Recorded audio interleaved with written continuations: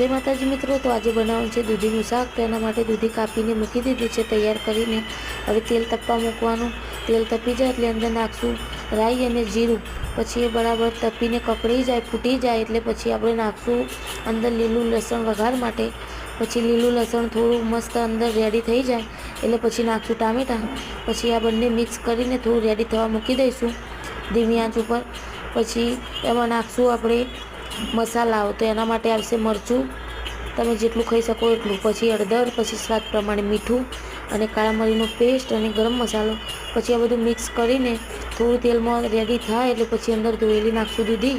પછી એ બધું મિક્સ કરીને ઉપર કોથમીર નાખી દઈશું અને પછી કોથમીર નાખીને દૂધીને રેડી થવા માટે અંદર થોડું પાણી ઉમેરી દઈશું અને પછી રેડી થાય ત્યાં સુધી તમે ચેનલને સબસ્ક્રાઈબ કરી શકો છો।